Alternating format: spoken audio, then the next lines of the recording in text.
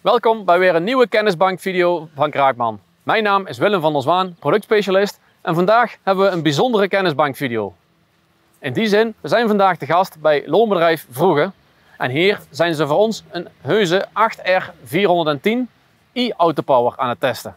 En in deze video wil ik jullie graag meer vertellen over met name de e-Autopower transmissie.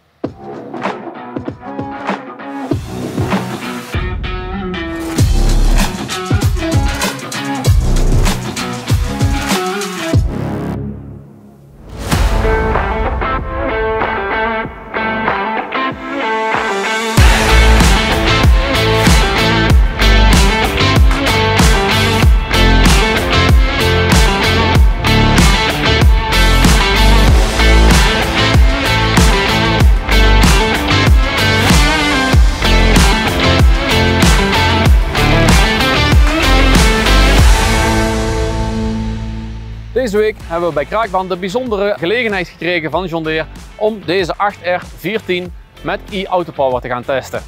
Loonbedrijf Vroege is een van de adressen die hier graag gehoor aan heeft gegeven om hier, in dit geval met een kilverbord, eens even te kijken wat 458 pk nou echt kan aan de grond. Heel bijzonder aan deze trekker is zoals gezegd de e-Autopower transmissie. De I, of de letter E, staat voor elektrisch. Het is in dit geval dus ook een elektrisch Autopower. Het hydrostatische gedeelte van normaal gesproken iedere traploze bak is in dit geval vervangen door een elektrogenerator en een elektromotor. Dat wil zeggen dat de dieselmotor, in dit geval de John Deere 9 liter 6-cilinder van 458 pk, niet alleen de aandrijflijn mechanisch aandrijft, maar tegelijkertijd ook een stroomgenerator aandrijft. In dit geval 3 fase 480 volt. Met de opgewekte stroom wordt vervolgens een elektromotor aangedreven en die samen met de generator eigenlijk de hydromotor en hydropomp vervangen die in een standaard traploze bak aanwezig zijn. De voordelen van deze elektrische aandrijving is dat we het geluid van iedere hydromotor die normaal gesproken aanwezig zijn in een transmissie kwijt zijn. Het is betrouwbaarder dan een hydromotor en misschien wel het grootste voordeel voor de chauffeur, het is een stuk rustiger in de cabine. Heeft namelijk minder geluid en ook voor de omgeving minder storend geluid vanuit de transmissie.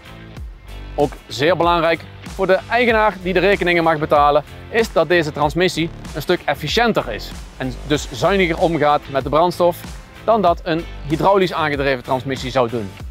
Elektrische aandrijvingen hebben namelijk het voordeel dat je zelfs vanuit de lage toeren omhoog ook het volledige koppel en dus ook aandrijfvermogen beschikbaar hebt. In tegenstelling tot een hydromotor die eerst op druk moet komen en een bepaald toerental moet hebben alvorens dat hij de kracht kan overbrengen.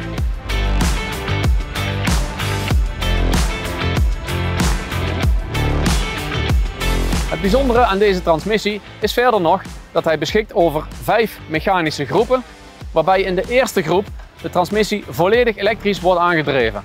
Je bent dus tot 7 km per uur volledig elektrisch onderweg. Daarboven wordt het een mix van zowel mechanisch rechtstreeks vanuit de motor als elektrisch tot aan maximaal 50 km per uur. Van die 7 km tot aan die 50 km per uur schakelt hij dan nog verder de overige 4 groepen. Dus die 3 schakelmomenten gaan volledig automatisch. Je hoeft daar zelf als chauffeur helemaal niks aan te doen. We hebben ook geen wegstand of veldstand. Alles gaat volledig automatisch. Het is een elektronisch geregelde, aangestuurde transmissie. Bijzonder aan deze transmissie is eveneens dat we desgewenst ook extern elektrisch vermogen kunnen aftakken. Deze trekker is uitgerust met een stekker aan de achterkant die bijvoorbeeld door de Joskin 3-asser kan worden gebruikt om de middelste wielen van het onderstel aan te drijven. Dit met een vermogen van maximaal 100 kW, oftewel 136 pk. Die pk's moeten natuurlijk ergens vandaan komen, dus gaan in eerste instantie ten koste van vermogen op de wielen van de trekker. Maar het grote voordeel is dat we dan natuurlijk van het hele span 6 wielen aangedreven hebben en dus beter en meer vermogen op de grond kunnen overbrengen. Wellicht dat hier in de toekomst nog meer toepassingen van zullen volgen. Achter mij zien jullie eveneens dat deze trekker ook is uitgerust met een volledig geïntegreerd bandendrukwisselsysteem. Dit systeem werkt volledig via EasyBus en is dus volledig geïntegreerd in het display en van daaruit hebben we 2 instelmogelijkheden voor zowel veld als voor transport en dat dan apart voor de voor- en de achterbanden. Met dit systeem kunnen we er dus voor kiezen om een lage bodemdruk te houden in het veld en toch de banden wat op te pompen voor stabiliteit en slijtvastheid wanneer we daarmee op de weg gaan. Naast de e-Autopower is deze 8R14 natuurlijk ook leverbaar met de welbekende E23 PowerShift transmissie. Wat betreft transmissies in de 8R vinden we voor de zwaarste twee types, de 370 en de 14, deze e-Autopower. En de wat kleinere 8R types zijn leverbaar met een gewone standaard Autopower. Daarnaast zijn ook deze types leverbaar met dezelfde E23 transmissie. Dus voor degenen die willen gaan voor een puur mechanisch aangedreven PowerShift transmissie, ofwel voor een traploze elektromechanische transmissies, voor ieder is wat keus met een 8R.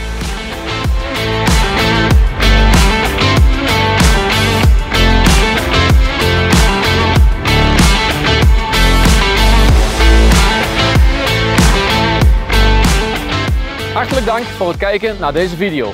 Ik hoop dat jullie het interessant vonden en willen jullie nou meer weten? Vraag dan aan ons of een van onze vertegenwoordigers voor meer info.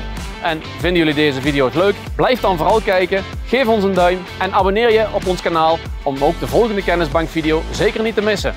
Tot de volgende!